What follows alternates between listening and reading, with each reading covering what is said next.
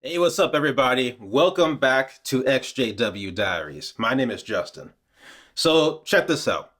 The other day, I get a letter in the mail. A letter from none other than my local congregation of Jehovah's Witnesses. Now, it's definitely interesting receiving one of these letters when you are an ex-Jehovah's Witness. Because as an ex-Jehovah's Witness, you know the full history of how this letter came to be.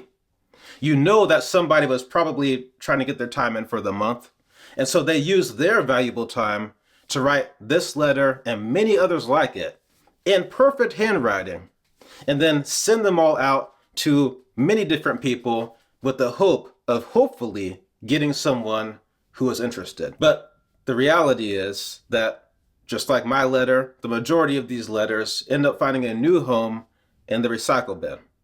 And even the ones that do get read, how many of those actually go the full distance? And of course, we know that this is just one way that the Watchtower is trying to grow their numbers. We also know that the Watchtower does door-to-door, what they're known for, but how successful is that really? I know in my case, I spent several thousands of hours going door-to-door out in service during my 15 years as a witness. And nothing ever came out of it. Not for me, nor for any of my friends. In fact, not for my entire congregation. With all those pioneers, we never really had any true major success out in the door-to-door work. At most, we would get a good return visit, maybe a doorstop study, maybe even a true lawn study. But hardly ever did those actually turn into someone from the outside coming into the religion, getting baptized, becoming a new first-generation witness. And then, of course, there's the cart witnessing. You go to a big city, you turn a corner, and there they are. You go to the public park, you're enjoying yourself, you go around the corner, and there they are.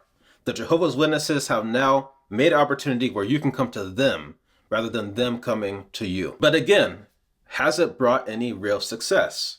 Well, according to the people that I've spoken to, a lot of the friends that I have that have done cart witnessing, the majority of the time, nobody pays attention to them. And 9 times out of 10, when someone does come speak to them, that person is another Jehovah's Witness from a different area. So it seems like these carts are really only good for attracting people that are already Jehovah's Witnesses. So with all this in mind, you gotta wonder, has the Jehovah's Witnesses growth rate peaked? And if it has, then why? Well, I've got my own thoughts. Please share yours down in the comments below. Let's dive into it. So let's start things off with some hard numbers directly from the Watchtower themselves.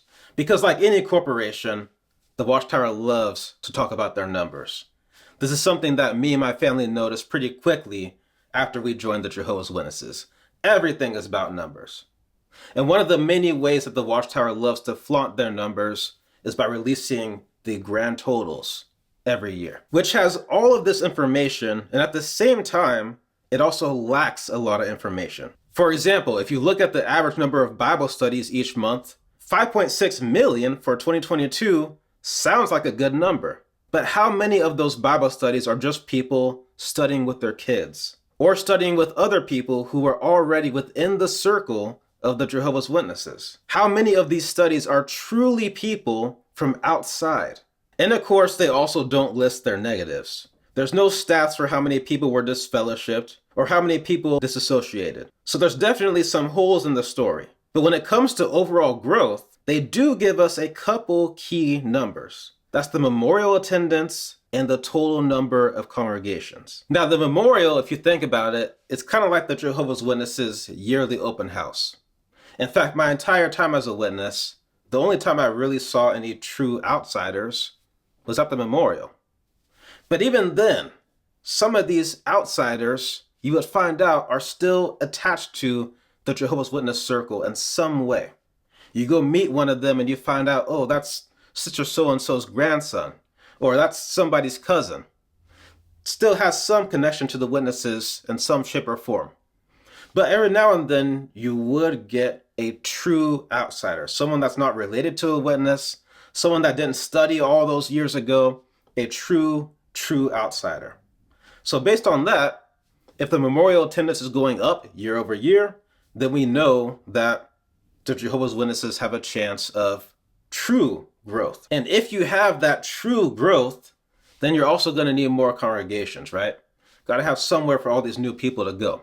So let's take a look at those two numbers. Now, in this case, let's just for a second pretend that the Watchtower is a publicly traded company, and we are investors trying to decide if we want to buy more stock in the Watchtower or dump the stock before it loses all of its value. Okay? So let's just start out with the memorial attendance. Now, a lot of investors use these 5-year charts to determine long-term stability and growth. So let's do that same thing for the Watchtower. If we compare the numbers all the way back to 2018, things aren't looking too good. For the first time since 2020, memorial attendance is below 20 million. And that's just after having one of their best years in 2021. Now, from an investment perspective, that shows me they cannot maintain momentum. That's a major red flag. Now, let's just pause there for a second, because that drop in 2020, that's kind of odd for the Jehovah's Witnesses.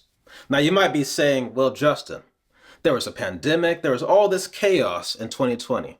And what I would say to you is, for the Jehovah's Witnesses, shouldn't that be a good thing? I mean, this is an organization that is constantly talking about how we're living in the end times. The end of the world is coming. We're almost to paradise. Shouldn't all this chaos in the world cause more people to want to join them? Shouldn't all this chaos cause all the people who were inactive to now reactivate before it's too late? Shouldn't that be the case?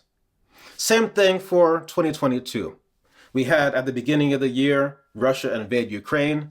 That should have been a major win for the Jehovah's Witnesses.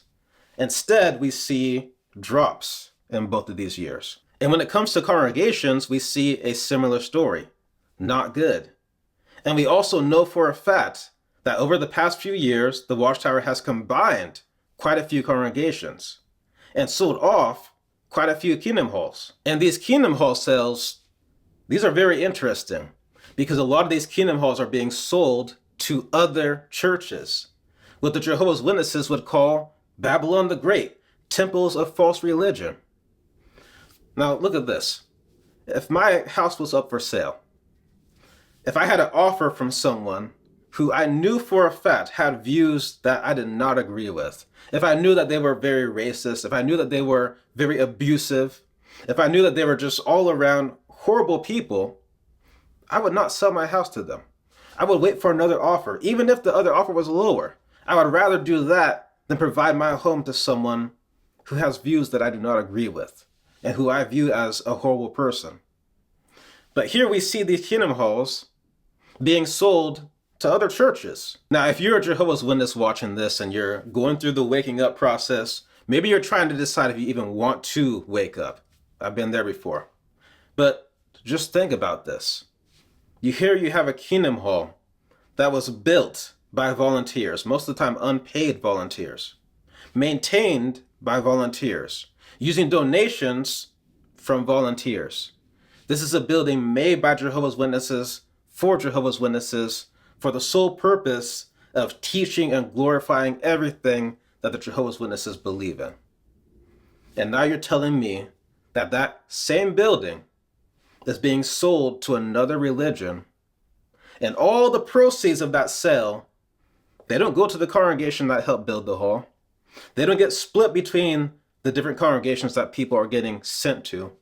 No, it all goes back to the organization, and the local congregation sees none of it. So with all that in mind, I mean, if the Jehovah's Witnesses were seeing any real growth as in true outsiders from people that were not already involved with the Jehovah's Witnesses in some way, not just people's kids that are studying and getting baptized. If they had any real growth, they would need more Kingdom Halls. They would need more congregations. But instead we see the opposite. That's a red flag. So based on those numbers, I mean, if the Watchtower was a real publicly traded stock, I am dumping it before the real crash happens. So based on these numbers, it would seem that the Watchtower does have a lack of true growth. So now the question is, what is causing that? Especially when you consider that the Jehovah's Witnesses should be more accessible than ever before. Over the last 10 years, we've seen them release a brand new redesigned website. They've brought out the cart witnessing. They've opened up letter writing to more than just people who are elderly or infirm. So they're more accessible, but people don't want to access them. Why? Well, I have my thoughts. Let me know yours. Now, the first reason is just the fact that millennials and Gen Z are leaving organized religion in droves. Now, why that is, I have seen many, many reasons. Here's just a few of them. So the first reason is that my generation in general just has a pretty low tolerance for corrupt organizations. And over the years, we've seen so many reports come out that show just how corrupt many of these religious organizations really are. Another reason is that some people are just becoming atheists or agnostic, and they just don't want anything to do with it, while others are becoming spiritual but not religious. You know, religion tells you to think a certain way, interpret things a certain way, but some people want the freedom to be able to search and explore and come to their own conclusions. And the third reason is that we have seen the hypocrisy. A lot of these religious leaders and members preach one thing and practice another. And there are many, many other reasons on top of that, and the Jehovah's Witnesses are not exempt to any of them. But one thing's for sure, this does put the Jehovah's Witnesses in a literal race against time. Now, another reason for this lack of growth is the internet itself. We are used to looking things up. Now, the Jehovah's Witnesses may not look up their own religion, but you can bet other people are. And the fact is, there's more than enough bad press out there that anyone who takes even 15 minutes to research this religion before blindly joining them will find more than enough reasons to steer clear. Now, a third reason of why the Jehovah's Witnesses might not be seeing any real growth is because, in general, the Jehovah's Witnesses don't do anything for anybody. They don't contribute to society in any real major way. There is no Watchtower funded food banks. There's no Jehovah's Witness homeless shelters. There's no Jehovah's Witness safe houses for abuse victims. That stuff doesn't exist. In a disaster scenario, Jehovah's Witnesses help other Jehovah's Witnesses. In fact, there was a story going around not too long ago where a woman heard that a local Kingdom Hall was giving away food for the needy. And when she showed up, there was plenty of food, but she was turned away because she wasn't a Jehovah's Witness. The Jehovah's Witnesses send missionaries from all over the world to these third world countries to bring them Watchtower and Awake magazines. Like that's going to do anything. But they will not spend a single cent to send qualified people to these same countries to help these people have necessities like clean water. In their view, these are issues that Jehovah will fix in the new system. But the reality is people are suffering in this system. They have the money, they have the manpower to help, but they choose not to. Now, with the attitude like that, the Jehovah's Witnesses are not giving people any reason to want to join them. I mean, think about it. If you are a normal, everyday person, you are mentally healthy, you are emotionally healthy, you are generally satisfied with your life, chances are you're probably not looking to switch or join to a new religion, unless you see that religion doing something that you want to be a part of, doing something that inspires you in some way. But the Watchtower doesn't do this. They don't do anything for anybody to inspire people to want to be a part of them, to want to join them. So between the younger generation leaving, the internet working against them, and the fact that they don't really do anything to show that they are trying to contribute to the world, trying to make the world a better place, between all those factors, their numbers aren't looking too good. Not too good at all. And if you project out 10, 20 years from now, it's really not looking too good. So now the question is, what do they do? How do they respond to this? Well, if you ask me, I think there's two ways that this can really go.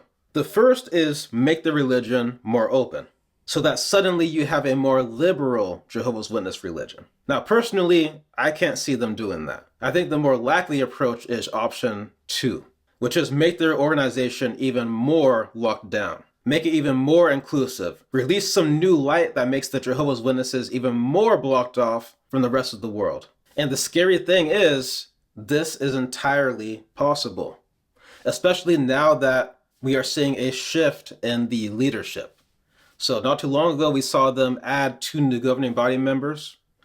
Recently, we saw the release of Toni Morris as a governing body member. So the leadership is shifting. And over time, as time goes on, some of these older governing body members will start to pass on, which means that if you go out 10, 15 years from now, you've got all new faces.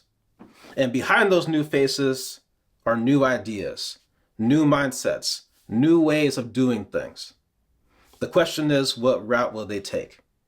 My bet is they will make the Jehovah's Witnesses very locked down to try to preserve their numbers as much as possible. Now, before I wrap this up, I gotta ask just one more thing. I mean, with all this talk about growth or the lack of growth, you gotta wonder, do the Jehovah's Witnesses really want growth? Is it really in the Watchtower's best interest to have massive growth? Would that really be the best thing for them? Because if you ask me, I think it's actually better for the Watchtower to just maintain where they are right now. The more people that join in, the more people that will eventually leave. And the more you have that cycle of people coming and going, the higher chance that you have someone join the Jehovah's Witnesses and then leave who actually has some real power. Get a few billionaire ex-Jehovah's Witnesses and the Watchtower is in trouble. Get a few ex-Jehovah's Witnesses that have some political ties and the Watchtower is in trouble. So has the Watchtower's growth peaked? I would say yes, especially when it comes to true outsiders joining, true first-generation witnesses. The numbers don't lie, and the numbers do not tell a very optimistic story for the Watchtower as far as future growth potential goes. So how the Watchtower will handle this, where they go from here, who knows? Perhaps the new governing body members will have some say in the new direction that the Watchtower heads in. But for now, it's not a good look. So with all that being said, I want to thank you so much for your time. Thank you for watching. Please take it easy on yourself. Stay tuned for the next one. Peace.